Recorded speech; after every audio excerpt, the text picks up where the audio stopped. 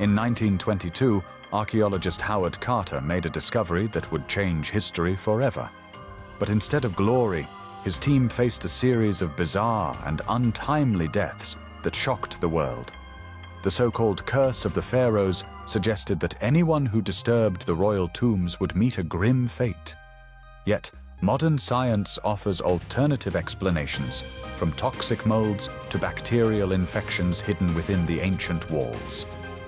So, what is the truth behind these eerie coincidences and the legends that have persisted for centuries? In this video, we will reveal 5 shocking secrets that explain why so many explorers met untimely ends. First, we explore the role of ancient bacteria and fungi that could have been preserved in the tomb for millennia. Next, we delve into the psychological aspects, including the power of suggestion and fear that may have contributed to their demise. This investigation will challenge everything you thought you knew about the Pharaoh's curse. So grab your notebook and get ready to uncover the untold story behind one of history's most enduring mysteries.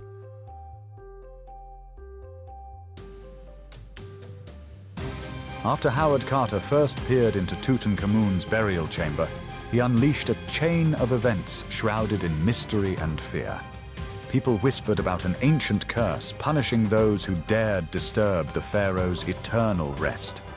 Lord Carnarvon, the expedition's financier, died from an infected mosquito bite mere months after the tomb's opening. His death sparked global panic and fueled legends of supernatural retribution against the explorers. Yet modern science suggests a far more earthly explanation for these tragic occurrences. Ancient Egyptian tombs were sealed for thousands of years, trapping air, dust, and potentially deadly microorganisms inside. Researchers now believe that bacteria and fungi could have survived in a dormant state within the enclosed spaces. When Carter's team broke the seals, they might have inhaled these ancient pathogens, leading to severe respiratory illnesses. This theory gained strength when we examine the specific symptoms reported by many of the afflicted individuals. They suffered from high fevers, lung infections, and mysterious rashes that baffled doctors at the time. Interestingly, not everyone who entered the tomb fell ill or died, which complicates the curse narrative significantly. Some team members lived long and healthy lives, completely untouched by any supposed supernatural force. This inconsistency points toward selective exposure to hazardous substances rather than a blanket curse. Moreover, the psychological impact of believing in a curse cannot be underestimated in these cases. Fear and suggestion can powerfully influence human health, potentially weakening immune systems over time. Imagine constantly worrying that an ancient spirit might strike you down at any moment. That mental stress alone could have contributed to some deaths, making people more susceptible to illness. Additionally, the tombs contained various chemicals and materials used in mummification and burial rituals. Arsenic, lead, and other toxic compounds might have been present in the dust covering artifacts and walls. Inhaling or touching these substances could cause poisoning symptoms resembling those described in curse victims. Laboratory tests on similar ancient sites have detected dangerous levels of such elements in enclosed environments. Another fascinating angle involves the specific timing and circumstances of each death linked to the curse. Many occurred years after the initial tomb opening, stretching the idea of an immediate supernatural punishment. Furthermore, some deaths resulted from accidents or pre-existing conditions unrelated to the excavation work. This pattern suggests that coincidence and confirmation bias played a huge role in perpetuating the curse myth. People connected unrelated tragedies because they fit a compelling story. Meanwhile, archaeologists continued investigating other royal tombs across Egypt, despite the ominous legends. They documented similar strange incidents, but also noted many safe excavations. This mixed evidence challenges the notion that a universal curse protected all pharaonic burials. Instead, it highlights how environmental factors and human psychology interact in mysterious ways. For instance, The discovery of certain molds like Aspergillus in closed tombs provides a biological basis for some illnesses. These fungi can produce toxins causing respiratory distress and other health issues when inhaled. Similarly, bacterial spores might have lain dormant for centuries until awakened by fresh air and human presence.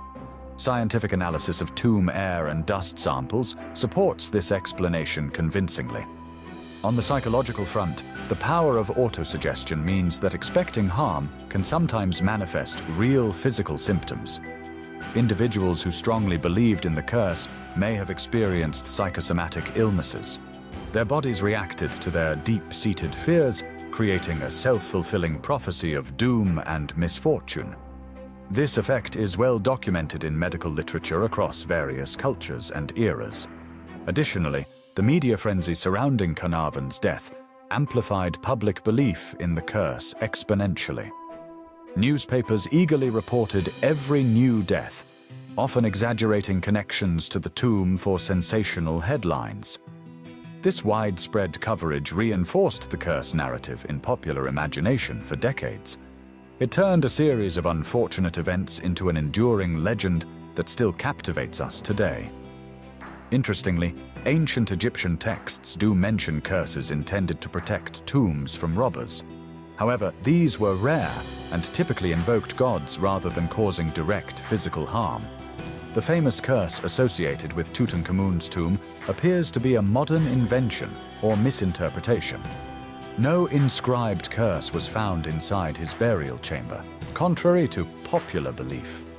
This fact alone should make us question the entire premise of a supernatural vengeance. Instead, we should consider the practical dangers of early 20th century archaeology. Explorers worked with minimal safety equipment, unaware of microscopic threats.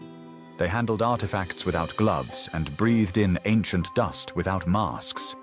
In that context, illness and death were tragic but understandable outcomes of their pioneering work. Furthermore, statistical analysis shows that the death rate among Carter's team was not unusually high for their age and era. Many lived into old age, and some deaths were from common causes like heart disease or cancer. This data undermines the idea of a selective curse, targeting only those who entered the tomb. It suggests that random chance and normal mortality explain most cases. Yet the allure of a mysterious curse persists because it adds drama to history. People love stories that blend fact with folklore, creating an irresistible tapestry of intrigue. The curse of the pharaohs taps into our universal fear of the unknown and the consequences of trespassing sacred spaces. It serves as a cautionary tale about human arrogance and the limits of our knowledge. Modern excavations now use advanced technology to mitigate these risks, including air filtration and protective gear. Scientists routinely test for pathogens and toxins before entering sealed chambers. These precautions have dramatically reduced health incidents, proving that science can overcome ancient dangers. They also demonstrate that the real curse was ignorance, not supernatural wrath. In conclusion, the evidence overwhelmingly points to natural causes behind the so-called curse-related deaths. Bacteria, fungi, toxic chemicals, and psychological factors provide rational explanations. While the legend makes for a thrilling story, the truth is even more fascinating because it reveals human vulnerability and resilience. So next time you hear about a historical curse, remember that reality often holds secrets far stranger than fiction.